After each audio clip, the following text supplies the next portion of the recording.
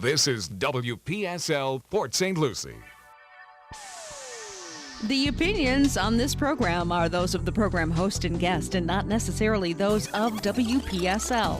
WPSL does not endorse products that may be mentioned. Any reproduction or retransmission of this broadcast is strictly prohibited without written consent of WPSL.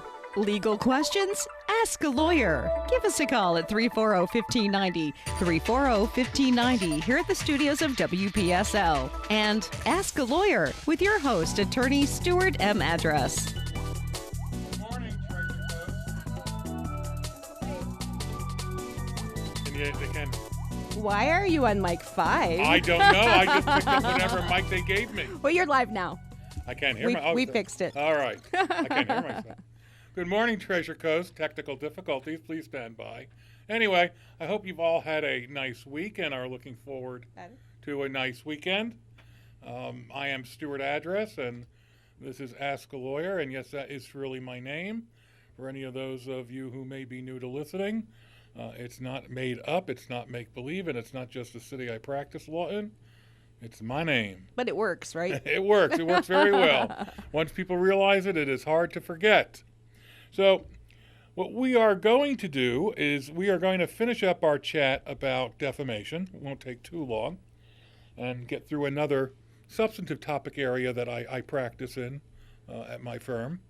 And then we're going to go into, I think, a rather interesting discussion about deliberate indifference to the medical care of prisoners, because I happen to have two cases right now that I'm about to file suit on, and I usually don't get very many of those, don't usually take very many of those. What a lot of inmates consider deliberate indifference, to a hangnail is not really a violation of the Eighth Amendment to the Constitution for cruel and unusual punishment. Mm-hmm. But every so often I have received cases that truly seem to represent some deliberate indifference, and I now have two at the same time, and they involve the same concept, and we'll get into it, but it's just shocking to me. It's the case du jour. I don't know. I think the case du jour is sexual harassment still, but really, yeah. Anyway, and before we finish up with defamation, I'd just like to say, congratulations, New York Mets, on your most lopsided victory in the history of the franchise. I didn't get to watch it because it was only on Facebook Live. Mm-hmm. And since it's the middle of the season, I probably wouldn't have watched it anyway because they're doing so horribly. But it was nice to hear about a game where they scored more than 20 runs. I don't know how they did it. And I think that Jacob deGrom is saying, hey, do that for me, please. He goes out and he gets one run, and, he's like the Tom Seaver of today. If you give up a run, you better hope that you can win 2-1, because that's not going to do much better for you than that. Anyway, defamation. Let us sort of conclude with a couple of short concepts. If you have a claim for defamation, how long do you have to sue? There are statutes of limitation for everything, and they're all contained in the Florida statutes, if it's a state law case. And the statute of limitations for defamation is 2 years. Oh, it's not 2 years and 1 day, or 2 years and 3 hours and 5 minutes? No, it is 2 years. And that is generally considered to be, you get a little bit of flexibility. Normally it's calculated from the time of the defamation. Now, what if you didn't know of the defamation until 6 months later? Mm-hmm. There is an argument under what's called the discovery rule that your clock should not start until you reasonably should have discovered the existence of the cause of action. So that's where lawyers make lots of money arguing over whether or not something is or is not barred by the statute of limitations. I had a case probably about 5 years ago, not on defamation, but where I took over from another lawyer, and I saw a technical defect in the pleadings. And so I asked for permission to amend. And once I amended, the motion to dismiss came in for statute of limitations, because there was a a typographical error in the name of the party, the corporation that was being sued. Okay. And the argument came, well, they were not on notice and statute of limitations had expired and we could not now sue that party. It wasn't a bad argument, except that the wrong corporation that was sued was also owned by the very same person and had a corporate address at the same location, and its registered agent was the same person. So they certainly had notice of the lawsuit. Okay, sure and, did. And the judge said, no, you had notice, and therefore there's no statute of limitations defense. But you are correct. You don't get a second pass at statute of limitations. Unless there is some exception, it's not like I'm pleading, please, please, please. There has to be a recognized defense. It has to be a discovery rule or something that is recognized in the law for you to get a minute more than what the statute says. And so, very often in my office, we'll get calls, particularly on discrimination. And somebody will call and say, I've already filed my charge of discrimination with the EEOC, and I've got my right to sue letter back. And my paralegal will typically ask, well, okay, what is the date it was issued? And we'll find out it's 75 days ago. Well, you have 90 days to file suit or forever lose your claim. Okay. That is not typically enough for me to bring a client in, evaluate the claim, be comfortable enough, and then file suit. Now, if I know it's a good case from the beginning, I can do that in 15 days. Not that hard to draft a complaint. Mm-hmm. But if I really have to try to assure myself that this is a case I want to accept because I'm taking it on a contingency fee and I'm going to put in maybe 2 years of work on it, and do I really think my client is likely to prevail and what are the damages? Let's say I tell that person, come on in next week. And they come in next week and it takes me a week to make my decision and I'm going to say no. And now they have a week before the statute's going to expire. Right. Now they're short. And yeah. it's blown. Guess who they're going to sue for malpractice? You. Me. Mm-hmm. So, if you think you have a claim on anything, please don't wait until you're up against a statute of limitation. Now, I understand that, as a non-lawyer, most people may not know of the statute of limitations, and that's a legitimate issue. And sometimes it's a problematic issue, and sometimes they call in that the statute's been blown. If you've taken those first steps, why would you sit on it after you got your letter back? That's a very good question in that situation, when you've gotten your right to sue from the EEOC. Sometimes we hear, I was shopping for a lawyer, and I understand that. But if you're shopping for a lawyer, it's not really likely that in the last week or two you're going to find somebody who will jump on it. Now, look, I'll be honest. You go to a Palm Beach firm that has, 50, 100 lawyers, yeah, you can probably get somebody who will jump right on it. It's just the way bigger firms are built. Mm-hmm. You're probably not going to get the personal attention, and you may not even win. Well, I'm not going to say that. You may be one of 150 cases that the attorney's handling. I like to think there are benefits for going with a small firm or a solo practitioner like I am. At least if you are dealing with a quality attorney, and I believe I am. I think there are a lot of things I have to offer clients that bigger firms can't. And I say that from experience. I say that because, after law school, 33 years ago, that's painful to say. I started out... Time flies, Stuart. Yeah, it really does. It's amazing. I started out in a law firm that had close to 200 attorneys, one of the largest law firms in New Jersey. I changed law firms after 3 years, and I went to the largest law firm in South Jersey that had a little over 100 attorneys.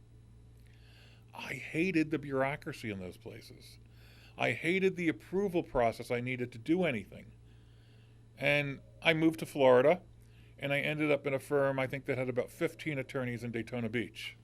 Loved my office, looked out over the ocean. But still, it was too big for me. So I moved further south, responded to a blind Florida Bar Journal ad, found there was such a place called Stuart. Got your name on it. Yeah, I ended up here, and I went to a 2-attorney firm, which worked really, really well. and I was very happy for more than a decade. But, things happen, and you want to make your own decisions. You don't want to be overruled at times. The benefit, even of a two-attorney firm, frankly, is being able to bounce ideas back and forth off of another attorney, and sometimes realizing you're not seeing the forest from the trees, or vice versa. That is a great benefit. But if you have friends who are attorneys that you can call and bounce things off of, it works almost as well. So I ended up deciding to start my own practice, and I figure if I got to move further south, it'll be Cuba. Because apparently I keep going south. So either I'm here to stay or I'm moving to Cuba and better learn Spanish. All right, so that's sort of a nice little detour, but the statute of limitations. If it's coming up, get a lawyer. If you don't happen to know about it, don't sit on your claim once you realize you might have one. Call somebody to see what the story is. Because the longer you wait, the more likely it is. Is there some hesitation maybe? Should I go through with it? Should I mean, could that be part of the sure. Yeah. I think that's a natural reaction for most people in almost any type of legal matter. Because now this is really happening. Sure, absolutely. And particularly if something has happened to you and you're in the position where you're going to be a plaintiff and you now have to decide whether to initiate litigation. And you may not know what it means or what it entails or how long it's going to take or is it going to cost me anything. A lot of people don't realize it, other than personal injury, that there are cases attorneys take on contingency fees where you don't pay anything unless the attorney recovers for you. So they may think, I've been discriminated against, how much that's going to cost me. And I can understand, some delay, but the reality is you can't. If you think you got a claim, you at least got to investigate it and then sit on it once you know what the statute is if you need to decide whether you really want to pull the trigger.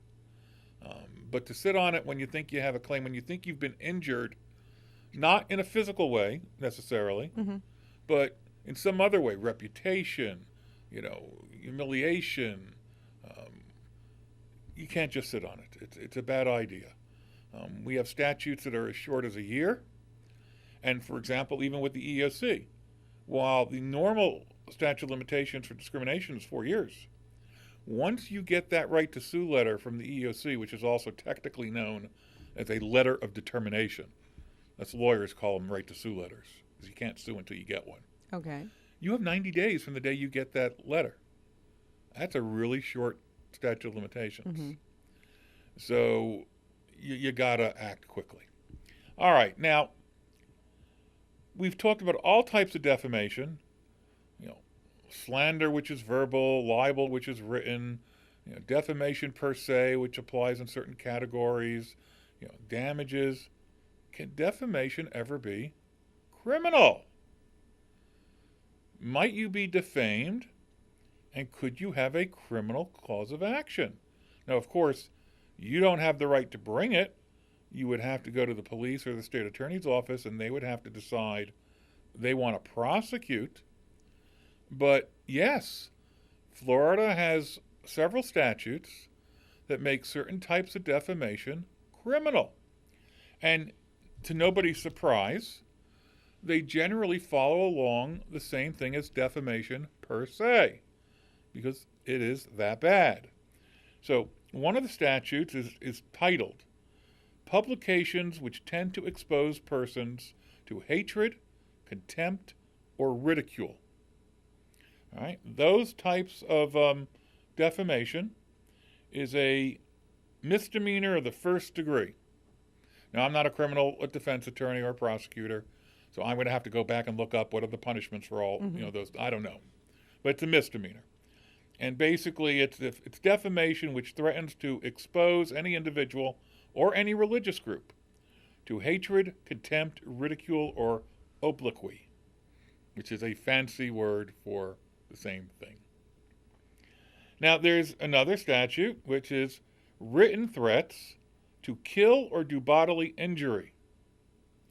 That type of defamation could be a felony of the second degree. And that is where the defamation contains, and I'm quoting here from the statute, a threat to kill or to do bodily injury to the person to whom such letter of communication is sent, or a threat to kill or do bodily injury to any member of the family of the person to whom such letter or communication is sent. And then the third one is entitled Threats, Extortion. And that one, again, I'll quote from the statute, makes it a felony of the second degree where the defamation maliciously threatens an injury to the person, property, or reputation of another, or maliciously threatens to expose another to disgrace, or to expose any secret affecting another, or to impute any deformity or lack of chastity to another, with intent to extort money or any pecuniary advantage whatsoever. You can see why these might be criminal offenses. Now, what is the reality? The reality is, in Florida, criminal prosecutions for defamation are quite rare. It does not happen every day. It probably doesn't even happen every year. I suspect that before a assistant state attorney, probably with the blessing of that state attorney within the circuit, is going to pursue a criminal defamation action, it probably has to be extraordinary. But it is criminal. And I will mention one other thing, very important. It's not a great idea for anybody to threaten, criminal action when they have a civil case. Mm-hmm. But an attorney may not do it, period. End of conversation. An attorney under the Florida Bar Ethics Rules may not threaten a criminal action to gain an advantage in a civil matter. That would likely lead probably more than a public reprimand. It may very well lead to at least a 30-day suspension if you haven't done anything bad before. You can't even hint that you might pursue criminal relief if they don't settle this case or something like that. It's just an absolute no-no. So don't ask your attorney to do it, because any good attorney is going to tell you they won't do it, they can't do it, it's just not to be done. And then when you say to the attorney, well, can I do it? A good attorney is most likely going to say to you, don't do it, don't take the chance, let me just handle it in a civil matter. So that essentially is defamation. Now, if you folks have any questions, feel free to call. It's 340-1590. If you have any questions on defamation some other time, feel free to call. If you have any questions on the topics we talked about in the last 29 weeks, you can call about those at any time. Counting. That's right. Well, it's noted here. You can call at any time. We don't have to be talking about that topic. As a matter of fact, being 29 weeks, it's not a fancy round number, or anything. But, Veronica, what do you think my favorite show has been in 29 weeks? Do you have a favorite? Do I have a favorite show? Yeah. No, not yet. Gee, thank you. Not yet, because I'm learning so much every show. All right. Well, my favorite show... I do. I get an education during these shows. My favorite show is the one where I barely got a word out of my mouth, and it was hour-to-hour nonstop with calls. Mm-hmm. Folks, yeah, that's what I would like. Call me with any questions you have. It's really why I'm here. I love talking. Hey, look, I'm a lawyer and I'm a litigator. I love talking. But I'd much rather try to answer your questions to the best of my ability. So don't be shy. We've actually had a couple people call our office who indicated they didn't really want to call on the radio show. Mm-hmm. And I understand that. And we certainly appreciate you actually calling our office, which is 781-8003. Bother Cheryl. That's right, bother Cheryl. But, this is a great opportunity for you to figure out whether maybe you do have a claim, or maybe somebody's threatening you, and, you may need to figure out whether you have a defense. So, again, feel free to call. All right, so instead of going into, I was going to talk about a smorgasbord of the types of phone calls we get very, Okay. very often, but I'm not. That's a tease. We'll have to wait. And I was going to then talk also about maybe another war story I have down here, a really bad one, but I'm not. Another tease. Instead, I'm going to talk about a case that I'm getting ready to file, and another one that walked in the door that is almost a twin this week. That's amazing. It's amazing given what we're talking about. It really is.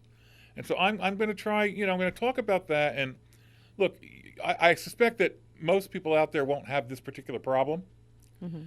I'm talking about it because, in my view, it is a problem for everybody. You may not have your own legal claim, but if you do believe in the Constitution, regardless of whether you are a original intent or whether or not you are, let me shut this off because apparently it's making noise.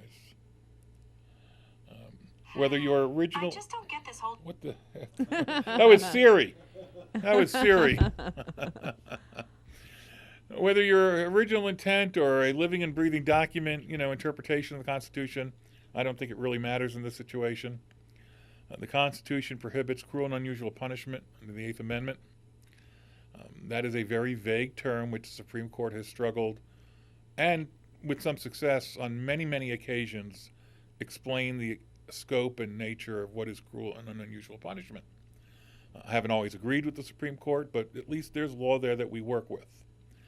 And to me, whenever the Constitution is truly being assailed, it does affect us all. Mm-hmm. Not tangibly necessarily, but if we believe in the type of country we live in and the type of government, and I don't mean the current or the past or the future actual administration, but the type of government, You mean the way it's supposed to be?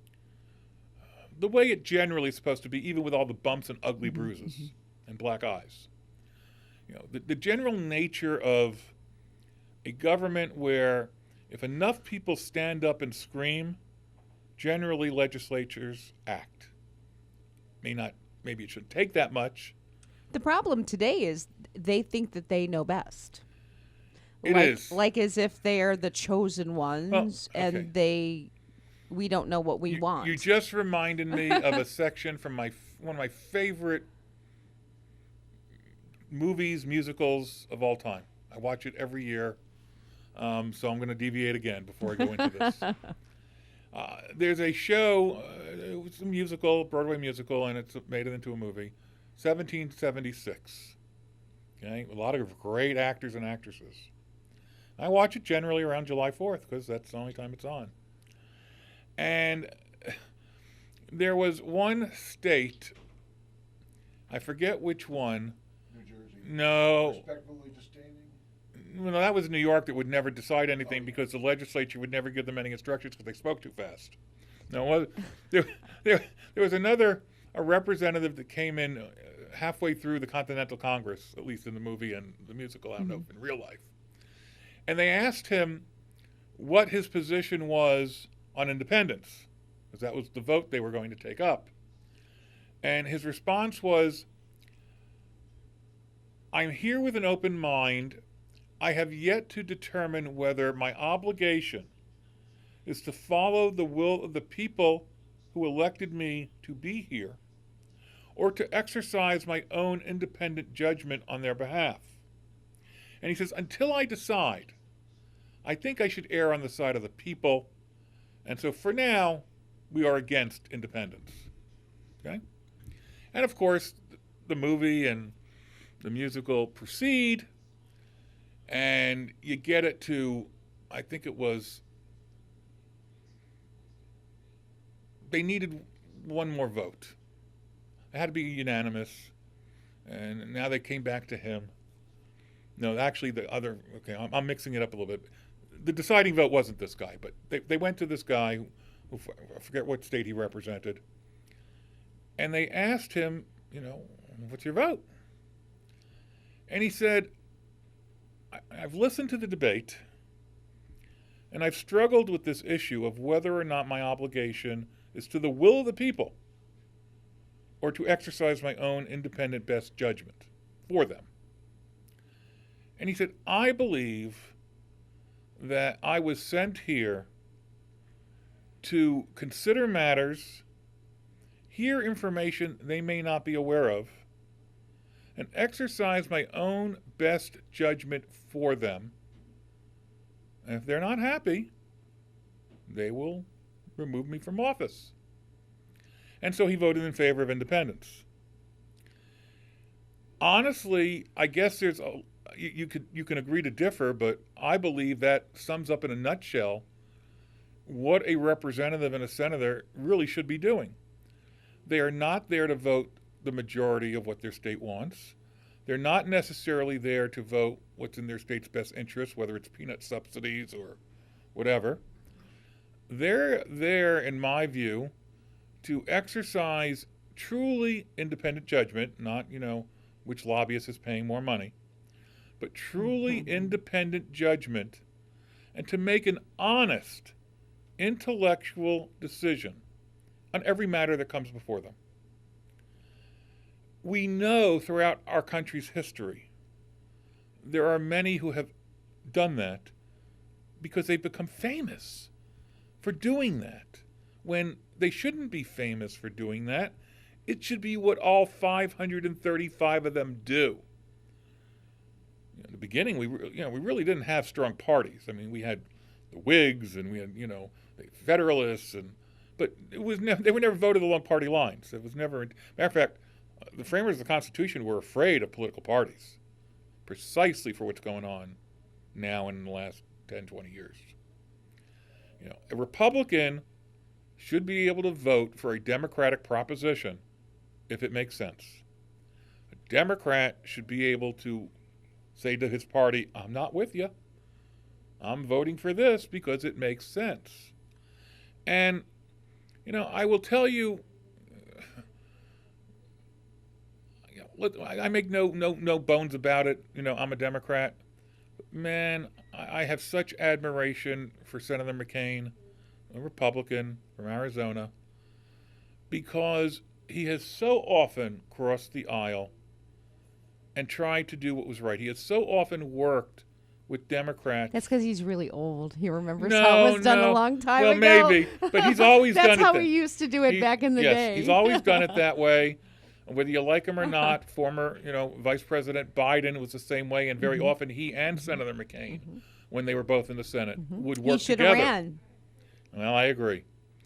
But, that's the theory of what I believe is in government. So how does that work into what I was about to go into? Because I think what we have here is such a horrific abuse in Florida of fundamental rights, even of inmates. I don't care if the inmate, look, I do care. Let's not give a soundbite like Governor Cuomo in New York gave accidentally when he said America's never been great. He went on to explain exactly what he meant, and it made a lot of sense. We will be great when everybody is treated equally. We will be great when there is no discrimination. We will be great when, women who are 51%.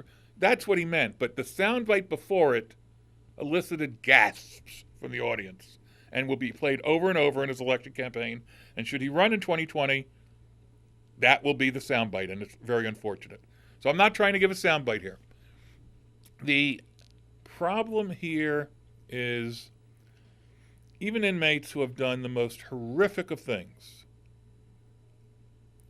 they should be there. It should not be club fed. It doesn't need to be pleasant. It doesn't need to be nice.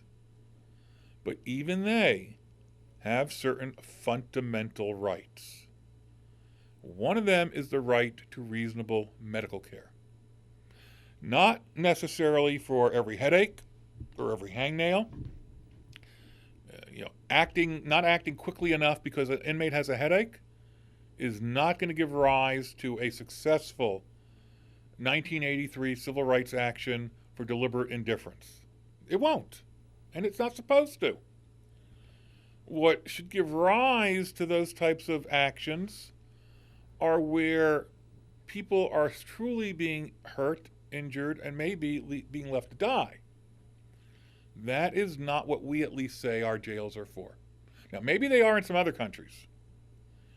And if we want Well, to... I was thinking, yeah, you'd rather be in jail Yeah. in America than in some other countries. And if we want to change the fundamental concept of what prison is for, and if we as a society want to determine that it's brutal and you don't have these rights and, they find a way to do it that's constitutional.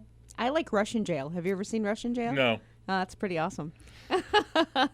It's clean, it's quiet, and everybody's very orderly. Because otherwise they'll be shot. But as long as we maintain that we have to abide by the Constitution, then there are certain rights. So what am I talking about here? Okay. Well, we've taken on the responsibility of the care and the housing and the incarceration of that person. If they become ill, they should get care. All right. So what am I talking about specifically? What am I going on and on about?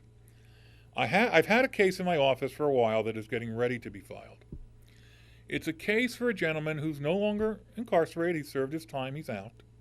But while he was an inmate, he had a hernia that was getting worse and worse and worse.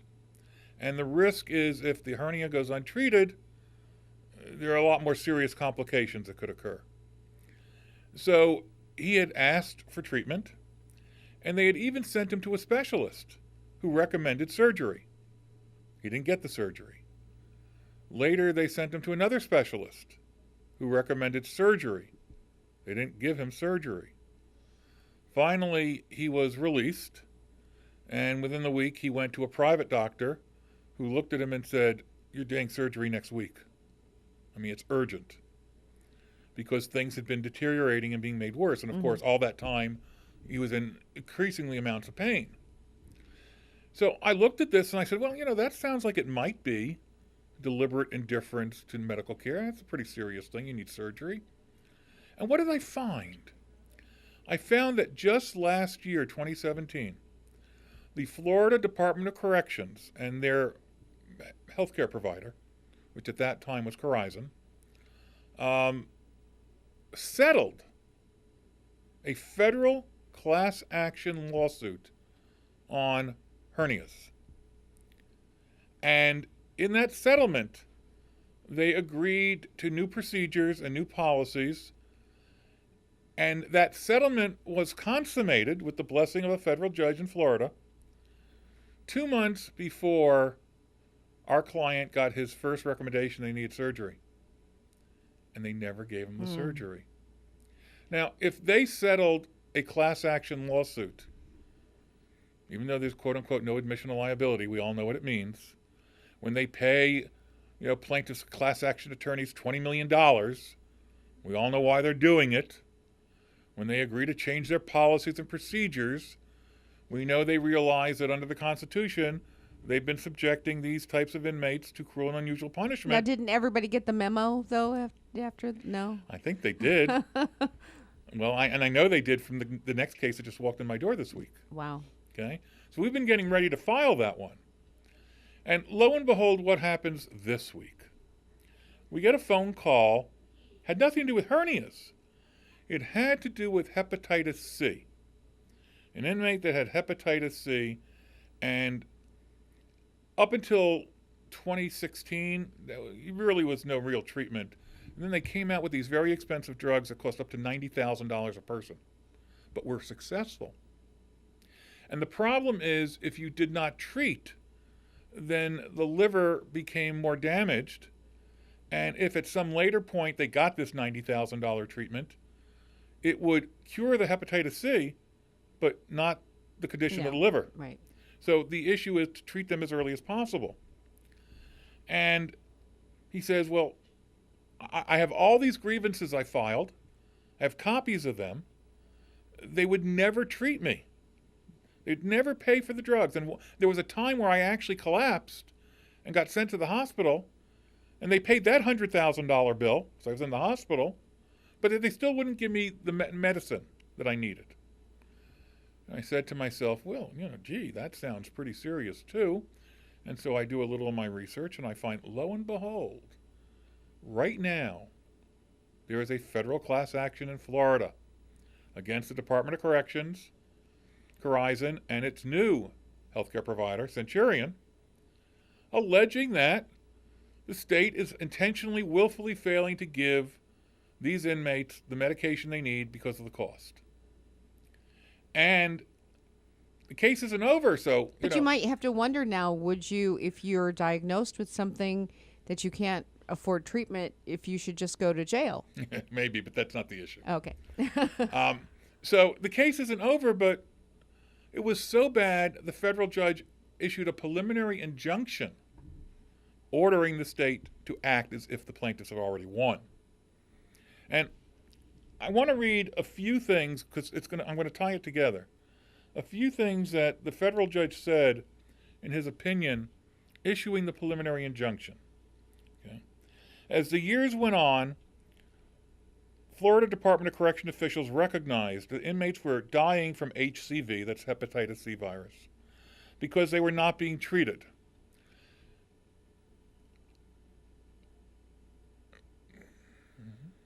Again, the reason why inmates were not being treated was because of a lack of funding. And so they determined that the state didn't allocate the Department of Corrections enough money to provide these treatments. So we go on in the judge's opinion, and the Department of Corrections' own expert skewered the Department of Corrections, which is lovely when that happens, because the judge is going to listen to an expert that's testifying against his own client that's paying him. At serious risk probably to his career as an expert witness. And apparently, a senior official in the Department of Corrections for 2015 prepared a budget that asked for another $6.5 million for these drugs for 2016-17. The request never even made it to the legislature. It was killed within the Department of Corrections. So the next year, that same individual made a request for $29 million for the 2017-18 year, and it never made it to the legislature. It was killed by the Department of Corrections. So then the court says, this court has already explained that the Florida Department of Corrections has a long and sordid history of failing to treat HCV-infected inmates. And this court finds as a matter of fact that the Florida Department of Corrections' failure to treat was due to a lack of funding. And the court goes through all the evidence that proves that. Well, and one might say, well, gee, that sounds like a decent excuse. I mean, if we don't have the money, all right, well, let's go on a little bit more. Court says here, funding is no excuse for the Florida Department of Corrections' failure to provide treatment. Accordingly, there is no question that defendant has been deliberately indifferent to the serious medical needs of plaintiffs and the class. Okay? Indeed, defendant's own expert, Dr. Blank, admitted that the policy needs to be fixed. That admission is significant because Dr. Blank is in charge of drafting the Florida Department of Correction policy. So even he didn't like the policy that he was forced to draft for the Department of Corrections. Mm-hmm.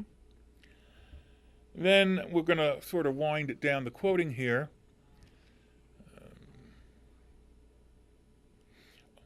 They got this new policy, it was supposed to be drafted, and the court says over a year has passed and the completion of the list and the staging process has barely begun. The court's getting a little bit irritated. And I love the word sordid history. So the court concludes, this court has no doubt that without a court-ordered injunction, the Florida Department of Corrections is unlikely to treat inmates in a constitutionally appropriate manner. In fact, defendant's own expert, Dr. Blank, testified that an injunction is necessary for the Department of Corrections to respond to this problem with the requisite alacrity. Now, it's funny. In the old days, the key phrase was with all due speed. You know, it's integration during the years of segregation, with all deliberate speed, is what the court said. And now it's alacrity. It's like, put your butt in gear. Okay? And so when you have this type of an opinion from a federal judge who has made findings of fact which nobody can now escape from, that the Department of Corrections has been deliberately indifferent for years even after they knew what they could do to solve the problem. And all they do is drag their feet. And when somebody proposes a budget for solving the problem, they don't even let the legislature decide. They don't let it out of the Department of Corrections. So I look at that case for this gentleman, and I look at the case that I already had in my office, which had to do with hernias and deliberate indifference and the settlement that the state entered into last year. And I say to myself, nothing's changed. The hernia problem still exists. The hepatitis C problem is obviously still ongoing, enough so that a federal judge just issued an injunction this year, and is irritated. And so the one case that I've had in my office, that I've been preparing to file is about to get filed. The only question will be that I'm working with my client on whether it's going to be filed on his behalf alone or as another class action. And the new gentleman who will be coming into my office next week, that's how we just got the call this week, I am almost certainly going to accept his case because of everything I just read to you folks. It tells me that if a federal judge believes that the state is engaged in deliberate indifference to this precise issue, why shouldn't I, as an attorney, take this type of a case on a contingency fee? It seems like there's a pretty good prospect for success. And the problem that I see is, the two cases will be separate cases, and one's a hernia, and one's hepatitis C, and they'll go on their own paths. But the problem I see is they both deal with a violation of the Eighth Amendment, which prohibits cruel and unusual punishment, which applies to inmates, and which the Florida Department of Corrections has clearly, for years, disregarded. And so, to me, I'm troubled by that, bluntly. I mean, I'm more than troubled, but for the purpose of the radio show, I'll just say I'm troubled by that. Now, do I think that I will necessarily like this gentleman who is coming in next week? Probably not. And my client that I already have, do I think he's a wonderful, swell guy? No. And I think we've mentioned on the radio before, I have another case where somebody who has who's been in jail more often than he's been out of jail in his life, was shot in the back. And we're going to be filing a civil rights case on that as well. Do I believe he's a swell guy? No. As a matter of fact, when he calls the office, I can't bear to talk to him. I mean, I really, in 33 years, I just don't like talking to the guy. He's not a good guy. Mm-hmm. So, one might say, well, what are you doing representing him? And there's a really very simple answer. And it's not just money. I mean, I hope to make money. Mm-hmm. But honestly, I mean, I think if I went to law and I spent all that time and all that education, my mother who's listening to this is probably saying, why don't you stick with the 200 attorney firm so you can be making $500,000 a year right now, if not more? If that's all I wanted, maybe I just would have, had that kind of a life. But I feel that there are fundamental rights that need to be protected for all of us. Because if we don't protect them for all of us, well, that's where we are all created equal. Well, tomorrow it may be us that has the problem with the protection. Okay? This is Eighth Amendment cruel and unusual punishment with respect to inmates. Okay, I don't think any of us out here could consider that we may be an inmate one day. But, cruel and unusual punishment. Yeah, but this is our system, and this is the best that we've got. This is what we've come up with. Right, but not everybody will emotionally react to that. It's a nod and okay, maybe. Well, I'm just sitting here curious as to if they were not in jail and they were on Obamacare, would they really get treatment too? I don't know the answer to that. They might be denied. But then there might be another type of a lawsuit against the insurance company, for, as we discussed on another show, practicing medicine without a license, which, is another interesting topic. But this topic, deals with the Constitution and inmates. But It goes beyond that. I mean, because I see constitutional issues in my practice all the time. Look, even defamation is a constitutional issue. You have the right under the First Amendment to speak. Mm-hmm. That doesn't mean there aren't consequences if your To what you speech say. is wrong. Mm-hmm. But in this country, except in the most dire of circumstances, there is no prior restraint. We will not stop you from speaking or publishing. It's the essence of a free press and free speech. Now, there are those who might revoke security clearances, and there are those who might not allow you to come to. But it's not for the a speech. coffee They can cl- still talk. Yeah, it is for the speech. When you revoke a security clearance because somebody has criticized you, and then when you go out and you say that's precisely why you did it, I'm sorry. That is an abhorrent action. I under think the it's a First stupid Amendment. reason to let them keep it.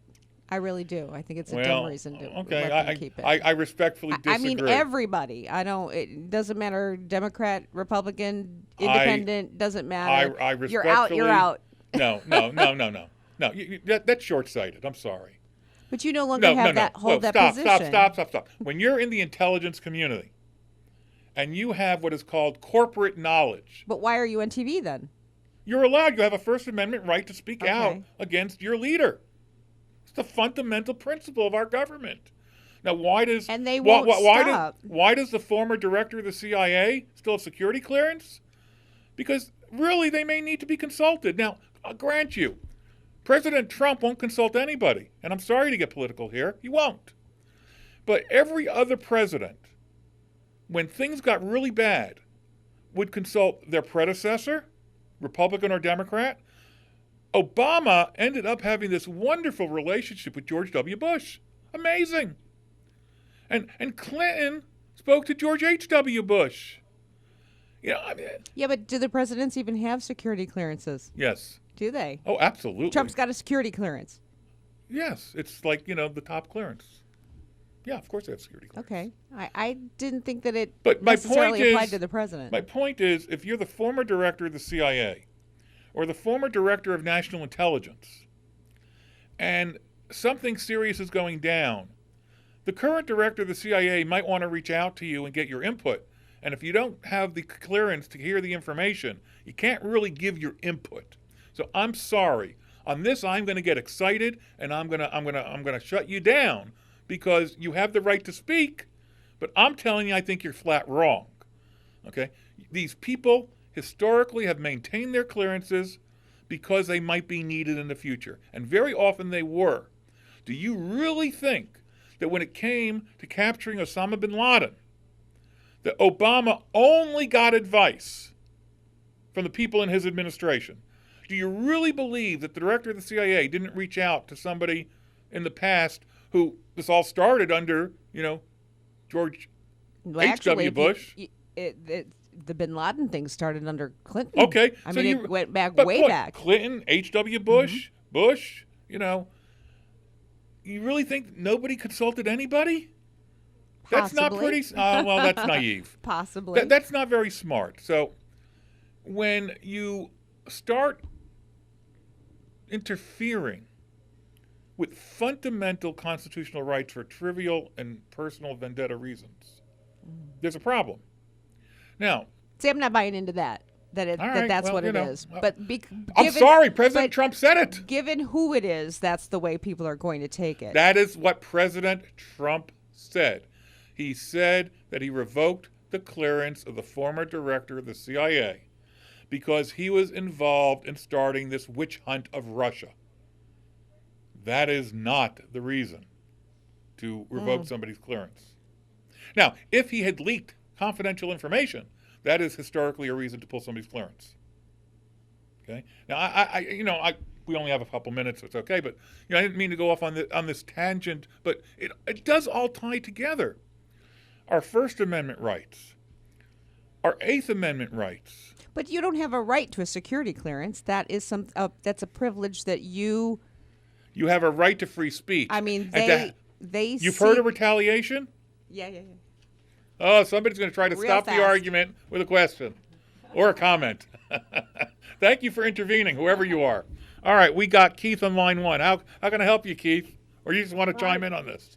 I just wanted to weigh in. You know, this is the first time in history that we've had the head of all of our resources up there, NSA, DOJ, FBI, have all been implicated in trying to undermine and unseat a democratically elected president. Well, So why would you want any of those people to maintain the security clearance at the level that they have when they're doing everything they can to undermine our whole democratic practice? Two reasons. First, I don't accept your premise. It has not been determined. It has been stated on Fox News, but that's not the general consensus. And when the special counsel, I watch a lot of. All right, when the special counsel by Comey, Brennan, Clapper, all of them put that dossier into effect just to take down. You don't know that. That is where you're making the assumption it's just to take down. You're drawing what they did, and you're drawing a conclusion. We don't even have the conclusion yet for the special counsel. I say let's see what the special counsel has to say. But, all right, well, but the then second, while we're doing that, let's go ahead and just let him play out the rest of it. We're going to wait and see what everyone's doing. Let's wait and see. My second reason is because of the First Amendment. These people historically maintain their security clearances for the reasons I've indicated, and probably a host of others. And when you take it away because somebody exercises a constitutional right, that is retaliatory. And that is, under almost every law we know, there is a cause of action for retaliation when you exercise protected rights, whether it's discrimination, claiming sexual harassment, filing a whistleblower action. There's always a cause of action for retaliation. You can't punish people for retaliating. Without a security clearance, he could still speak his opinion and say his. Right, you're right, he could, but it shouldn't be taken away just because he is exercising legitimate First Amendment rights. Anyway, thank you for the call. I do have to go. We've got we 30 have seconds. less than a minute. We have 30 seconds. So, folks, hey, that's what is meant by let's get ready to rumble. and frankly, I enjoy that. It gets my juices going. We can't do it much longer. So give me a call next week or give a call to my office at 781-8003. Until next week, this is Stuart Address, and this is Ask a Lawyer.